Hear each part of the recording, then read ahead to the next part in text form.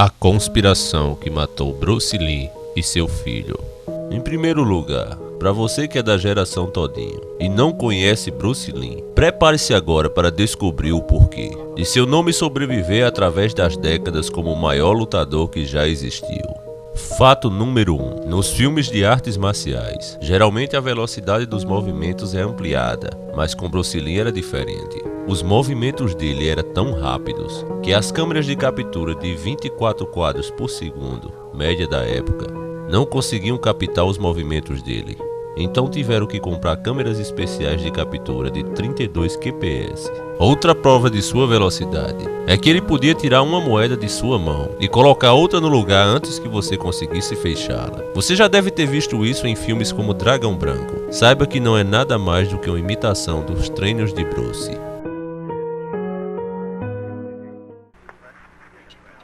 Pega. Ô, Frank, eu espero que você saiba o que você está fazendo. Pronto?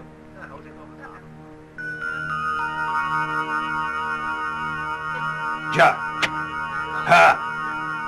Perdeu, americano cabeça de bagre.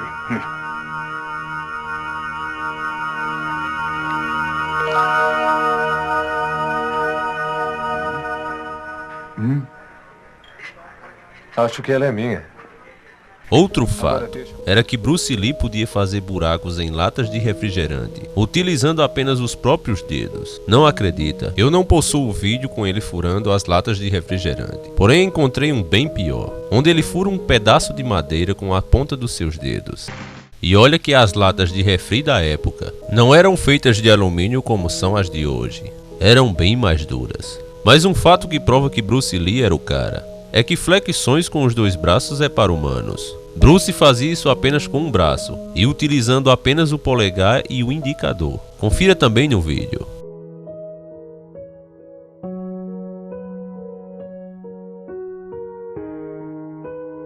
Outro fato curioso sobre Lee é que ele viveu em Hong Kong, mas seu pai o mandou de volta para São Francisco, onde ele nasceu. Quando Lee ainda era um jovem, o velho já não aguentava mais. Bruce sempre arrumando problemas com a polícia, pois ele era conhecido como um lutador de rua, um verdadeiro street fighter. Muitos dos filmes e histórias que vocês verem por aí dos famosos lutadores de rua, todos são inspirados em Lee. Outra curiosidade é que em 1970, Bruce machucou um nervo das costas durante um treino. Os médicos disseram que ele não poderia mais praticar artes marciais, mas ele se recuperou completamente e ainda atuou em alguns filmes entre 1971 e 73. Mais um fato é que um chute lateral de Lee podia fazer um saco de pancada de 136 quilos. Isso mesmo que você ouviu, não é a maconha que está fazendo efeito, você ouviu claramente, 136 quilos. Esses sacos eram lançados tão alto que alguns chegavam a atingir o teto.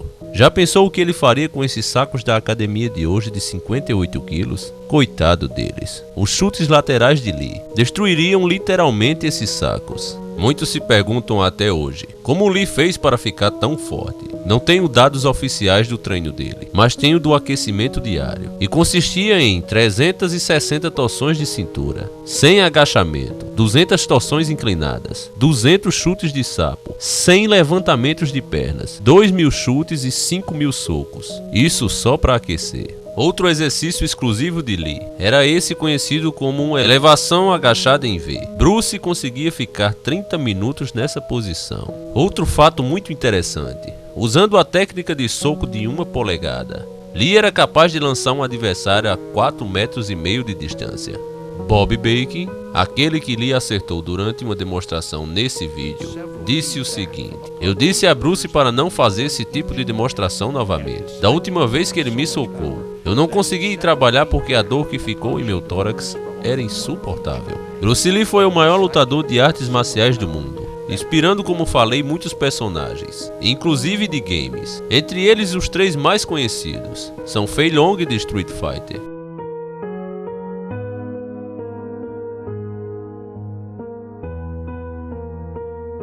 Lau de Taken e Liu Kang de Mortal Kombat. Muitos o consideravam a reencarnação do dragão, o símbolo supremo das artes marciais. Existe também um famoso anime, Street Fighter Victory, e fez uma de suas maiores lutas inspirada em um dos filmes de Bruce, a famosa luta entre Ken Masters e Vega. Confiram comigo as semelhanças.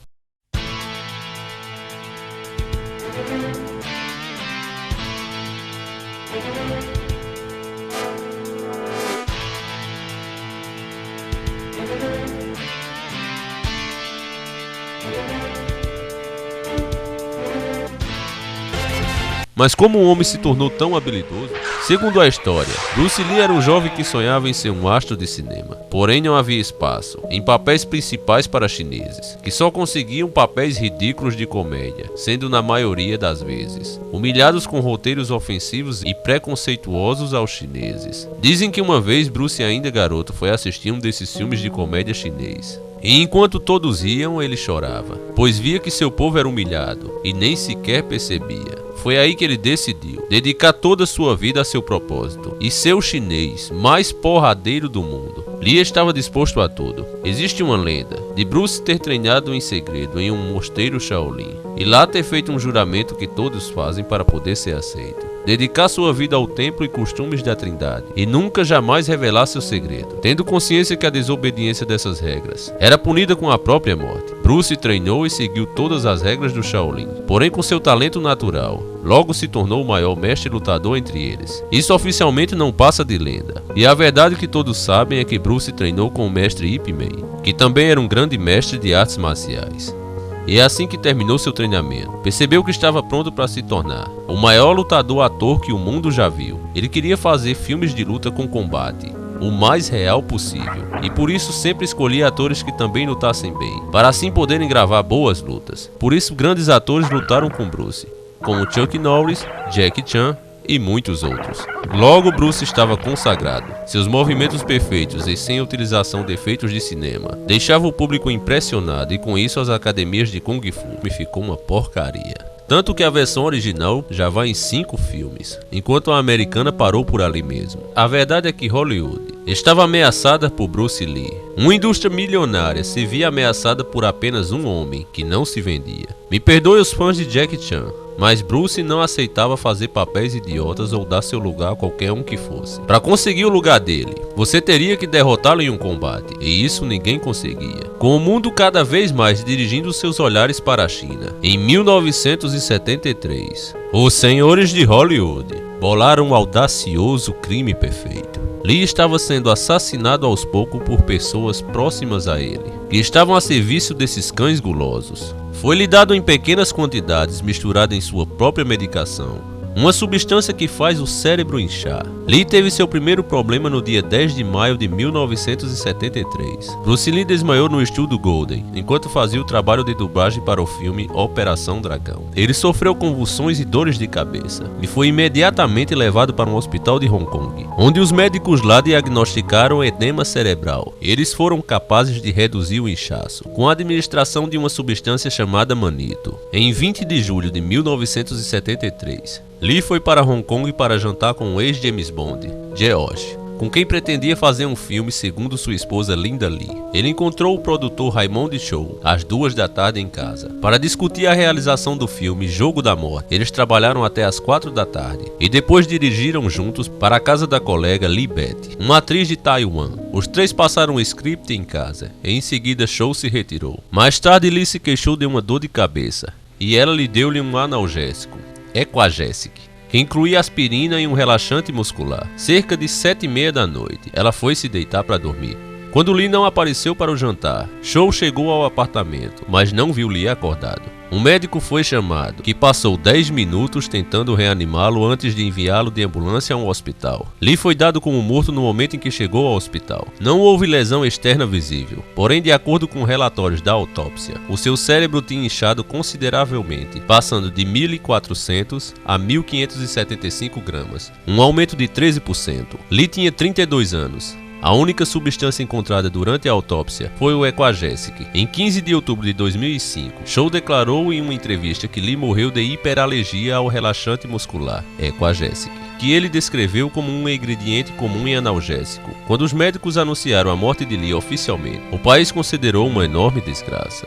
Logo as pessoas se perguntavam, será que houve alguma tramóia? A controvérsia ocorreu quando o Dr. Don Langford, que foi médico pessoal de Lee em Hong Kong, e o havia tratado durante seu primeiro colapso, acreditava que o Equagesic não foi o único remédio envolvido no primeiro colapso de Bruce. Estão entendendo? O médico pessoal de Bruce acreditava que no primeiro problema que seu paciente teve, algum outro medicamento foi utilizado secretamente, embora não tenha ficado rastro no segundo.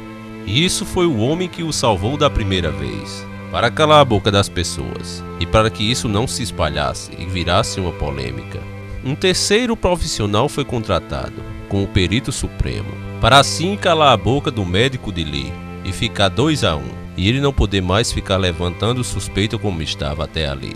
Esse terceiro profissional era um escocês, muito famoso porque já tinha realizado mais de 1000 autópsias. Claro que um veredito como este, dizendo que não houve problema nenhum, serviria para calar a boca do mundo, mas nós sabemos que no mundo das sombras não é bem assim. Se vocês não conhecem os Illuminatis, aqui no meu canal tem alguns vídeos que eu digo quem eles são. Recomendo que vejam, porque acredito que a morte de Lee também tenha parte nisso. Como não puderam negar que Lee realmente foi envenenado, o perito supremo escocês concluiu que sua morte foi causada por um edema cerebral agudo, devido a uma reação dos compostos presentes na prescrição de remédios como Equagesic. Sua esposa Linda voltou à sua cidade natal, Seattle, e Lee foi enterrado no lote 276. No cemitério Lakeview. Seu caixão foi carregado no funeral em 31 de julho de 1973 por Takimura, Steve McQueen, James, Chuck Norris, George, Jim, Peter Sheen e seu irmão Robert Lee. Com a morte de Bruce, os cães gulosos de Hollywood estavam seguros. O mercado chinês de filmes praticamente morreu junto com Bruce. Não havia ninguém capaz das façanhas de Lee. Os que chegavam perto se vendiam. Então os senhores de Hollywood pensaram ter vencido. Mal sabia eles que a vitória só duraria alguns anos, pois Lee passou todo o seu conhecimento para seu filho Brandon Lee, que costumava dizer que seu pai, antes de o ensinar a andar, o ensinou a lutar. Brandon Lee, aos seus 28 anos, já tinha 3 grandes filmes no currículo. Tudo indicava que ele agora tomaria o lugar do seu pai. O mundo já começava de novo a mostrar um interesse pelo filho de Lee. E aí os senhores do mundo logo perceberam a ameaça que Brandon iria se tornar se continuasse com seu belo trabalho. Apoiado por uma legião de fãs por todo o mundo graças ao seu pai e com as habilidades ensinadas e herdadas dele, os senhores do mundo resolveram pôr um fim nisso antes que sua preciosa Hollywood fosse ameaçada de novo. E assim, na gravação do seu quarto filme, O Corvo, onde Brandon interpretava um astro de rock que voltava da sepultura para vingar sua namorada morta, houve uma sabotagem na arma que deveria disparar balas de festim. O tiro acertou o abdômen de Brandon e se alojou em sua espinha, levando-o a óbito em 1993, aos 28 anos. Agora eles mesmo o matam e eles mesmo dão suas desculpas esfarrapadas. Vou mostrar a vocês, mas digo logo que fico indignado com tamanha manipulação e cara de pau desses caras. Brandon Wayne, tá? Tá. Nesse meio tempo, você salta da cama. Quando ele chegar na marcação, você atira. Tá. Tá legal? Uhum. Dúvidas? Não. Quando o gatilho é disparado, o percussor da arma entra na escorva, produzindo uma fagulha que acende a pólvora. Mas sem bala, a arma está segura. Infelizmente, umas 2 semanas antes, eles haviam esquecido uma bala que estava presa no cano. Eu não aguento ouvir isso. O cara diz que 2 semanas antes esquece uma bala, e nesse meio tempo ninguém viu, e uma bala no tambor de um revólver. Nesse caso significaria 5 chances contra uma de Brandon ser atingido por ela, se isso fosse mesmo um acidente. E cadê o perito em armas que deveria ser obrigatório ele estar ali presente? Onde está esse homem que não supervisiona as armas? Vamos continuar porque aí vem mais absurdos. Para uma cena anterior, alguém havia carregado a mesma arma com balas falsas. Elas são balas reais usadas em filmagens de tiros, mas não têm pólvora, o que torna a arma segura. Pelo menos era isso que eles pensavam. Aquela bala havia sido empurrada para o cano, onde ficava basicamente invisível a menos que você olhasse dentro do cano, portanto ninguém a viu. Normalmente, uma bala alojada no cano teria sido encontrada por um perito em armas de fogo. Infelizmente, o perito em armas de fogo que eles haviam contratado não estava lá, tinha ido embora. Mas é muito absurdo, viram essa? O cara tinha ido embora, ó. Na hora que precisam dele, ele vai embora. Ou seja, ele é pago pra não fazer nada. É muito absurdo, eu acho que quem acredita nisso aí merecia ser o dublê de Brandon nessa cena. Uma decisão que teve um resultado trágico. Tudo bem, vamos lá. Um cartucho vazio com um monte de pólvora, Ação! junto com uma bala falsa alojada no cano, tornava aquela arma mortal.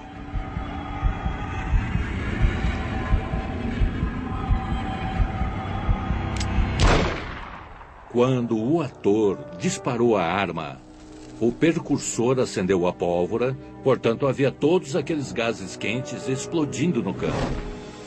Eles atingiram a bala, que estava lá havia 2 semanas, e forçaram a bala para fora do cano.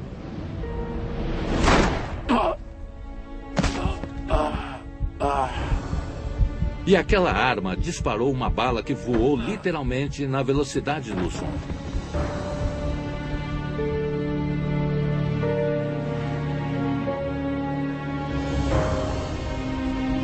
Corta! Levou um bom tempo para que a equipe de filmagem percebesse o que havia acontecido.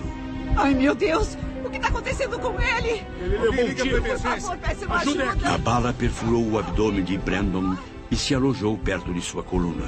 Ele foi levado às pressas para o hospital, onde os médicos fizeram uma cirurgia de emergência. Nunca mais ele recobrou a consciência. A cirurgia durou 10 horas, mas ele morreu na sala de operação. Brandon Lee era um ator com um futuro promissor. Infelizmente, sua última atuação foi uma estranha forma de morrer.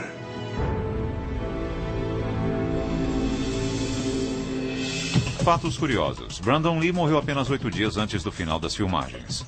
Eles terminaram o filme com o dublê e amigo de Brandon. O Corvo foi um sucesso de bilheteria. Ele arrecadou 94 milhões de dólares no mundo inteiro. Ainda no final eles conseguiram encerrar com a chave de lodo, colocando meio que a culpa no falecido. Que estranha forma de morrer. Poderiam ter encerrado melhor. Que estranha forma de matar. 2 coincidências na mesma família. No caso de Brandon envolveram mais de 4. O que mais me espanta é que ainda existem pessoas que acham que tudo isso faz parte de meras coincidências. As 2 coincidências acontecem em qualquer parte do mundo.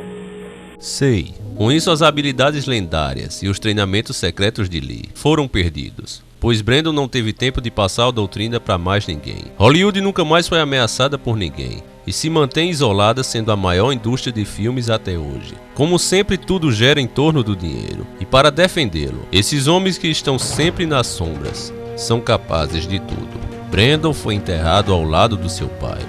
Com a morte de Bruce e Brandon Lee, os 2 darão aos meus 2.000 inscritos. Peço a você que, se gostou do vídeo, por favor compartilhe. Se gostou muito, se inscreva no canal. Será muito bem-vindo aqui. Apesar desse vídeo não ter sido o primeiro do canal, acredito que foi com ele que tudo começou. A nossa pequena comunidade. Eu tinha menos de 100 inscritos. E esse vídeo conseguiu a façanha de chegar a 240 mil views, atraindo a maioria dos inscritos desse canal. Por isso, minha homenagem a ele na comemoração dos 2.000 inscritos. Outros grandes vídeos também serão lançados esses dias, como Ayrton Senna também, que trouxe muitos de vocês até aqui. E muitos dos que foram banidos também, por falarem demais sobre os Illuminati. Refarei eles e tentarei postar novamente. Um abraço e até o próximo encontro. Sempre encarando o sobrenatural.